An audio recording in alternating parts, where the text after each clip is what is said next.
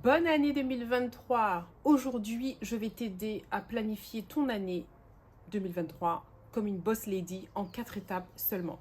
C'est parti. Tu dois clarifier pourquoi tu te lèves le matin. Quelle est ta mission? Et quelle stratégie tu vas mettre en place pour atteindre cette mission? Par exemple, moi, ma mission, c'est d'aider un maximum de personnes possible, le plus de personnes possible. Ma stratégie, c'est lorsque les personnes viennent ici pour leur manicure, je profite aussi pour leur donner tous les conseils dont ils ont besoin. Je le fais aussi également sur YouTube, cette chaîne-là. Donc, si tu n'es pas abonné, abonne-toi.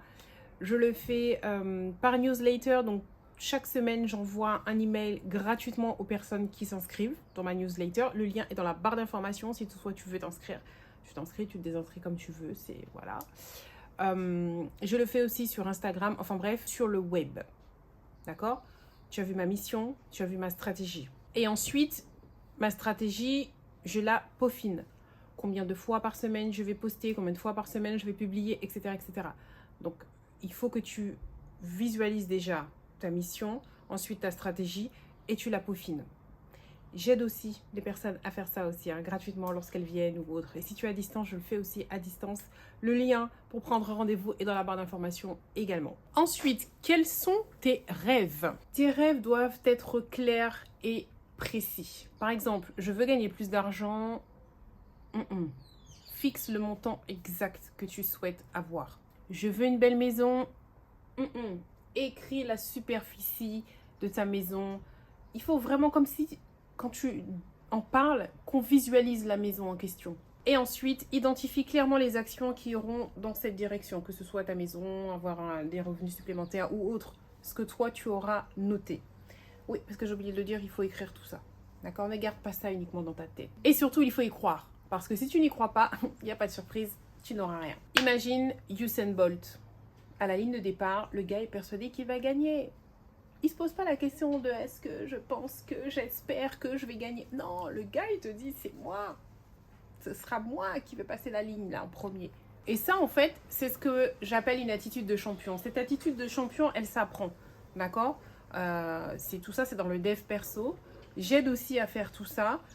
Mais en lisant beaucoup, énormément, en te cultivant, tu peux développer cette attitude de winner.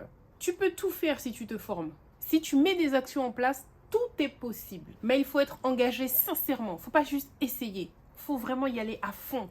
Donner tout ce que tu as. Je peux aussi t'aider à construire ta routine qui va te mener à ton objectif si tu le souhaites. Deuxième étape, il faut te fixer 4 focus dans l'année. D'accord? 4 projets focus et les placer par trimestre.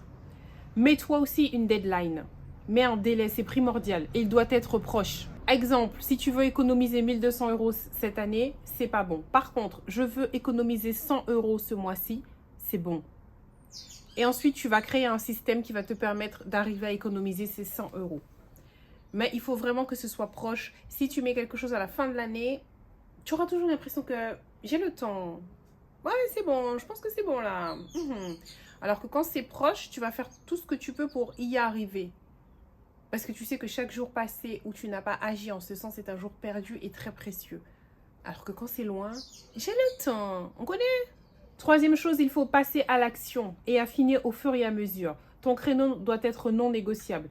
3 priorités par jour, dont au moins une est liée au projet. Le passage à l'action est le pont qui te relie entre tes rêves et la réalité. Pas d'excuses, je passe à l'action. Je connais beaucoup de personnes qui regardent des vidéos motivation tous les jours, qui lisent aussi des livres de dev perso tous les jours, mais qui ne passent jamais à l'action. Donc, en théorie, elles savent tout, mais elles ne font rien. À quoi ça sert? À rien. Passe à l'action. Bouge, bouge. Tu n'es pas obligé d'attendre de tout connaître pour commencer à faire quelque chose, à passer à l'action. Vas-y, maintenant. L'action génère des résultats. C'est pas un secret. Je te conseille aussi de faire des bilans en fin de semaine qui vont te permettre de voir si tu es toujours sur le... Tu vois, si tu es bien dans le bon chemin. D'accord? Et si ce n'est pas le cas, de réajuster. Parce que, imagine un pilote de ligne, et il est décalé légèrement de quelques degrés, mais s'il ne se réajuste pas, au bout de je ne sais pas combien d'heures de vol, il sera complètement à l'ouest de là où il voulait être. Donc, quand tu vois que tu dévies légèrement, hop, tu te remets. C'est tout. Alors, surtout, il faut te fixer des objectifs précis. Hein. Les objectifs du genre, je veux manger sainement en 2023, ce n'est pas un objectif. C'est une intention, ce n'est pas un objectif. Par exemple, si tu veux perdre du poids, il faut que tu mettes des chiffres. D'accord?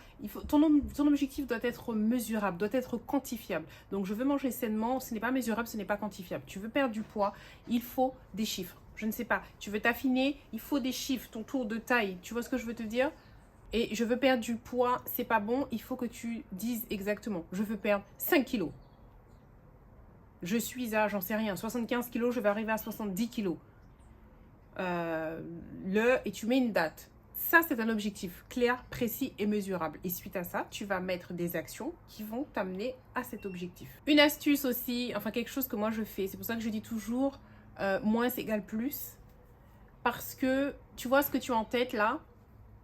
Imagine que tu vois, bon, on reste sur le poids puisque c'est le dernier truc que je viens de dire. Tu avais en tête de perdre 5 kilos, tu as 70 kilos, d'arriver à 60, tu as 70 kilos, donc d'arriver à 65 kilos.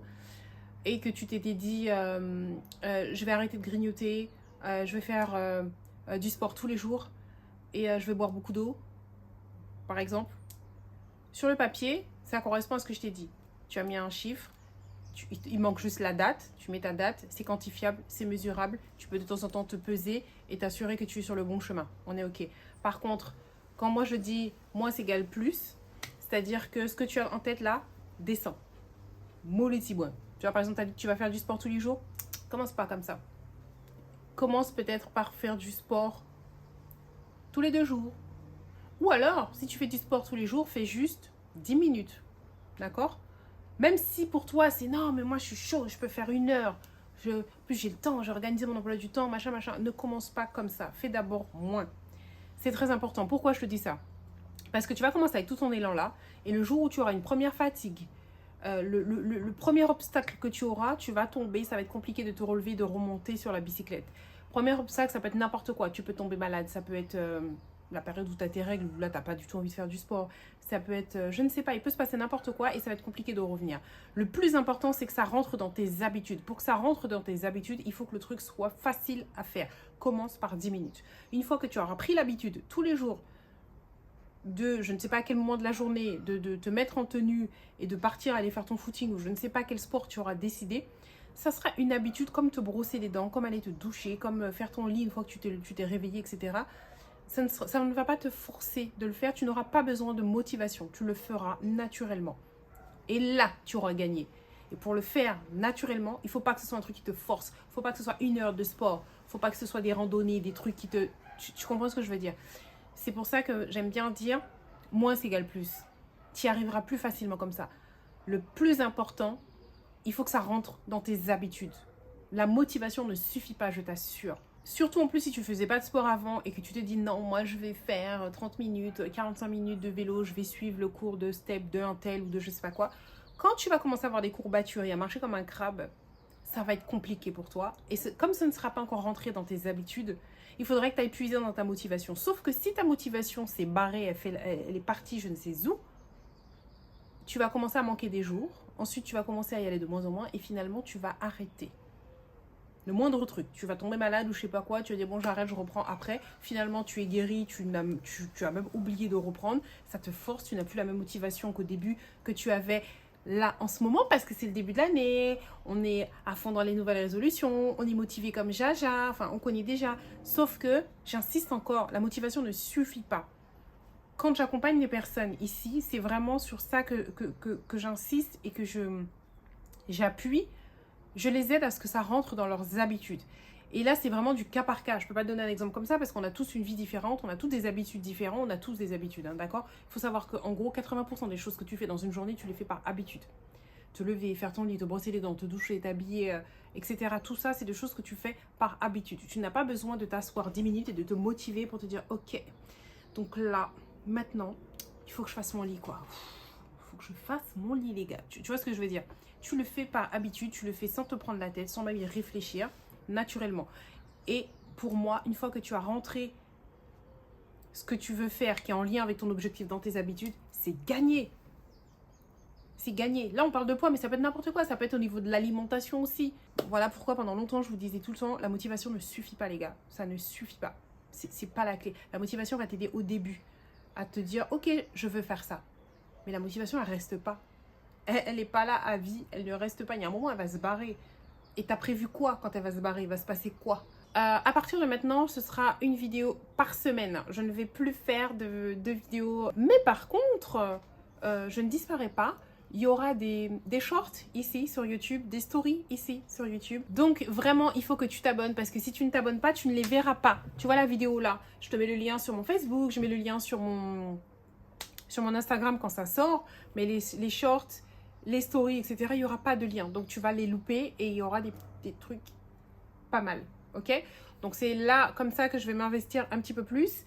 Donc abonne-toi, clique aussi sur la cloche pour être notifié parce que je reçois souvent ce genre de message là pour me dire que je comprends pas, je vois plus tes vidéos, etc.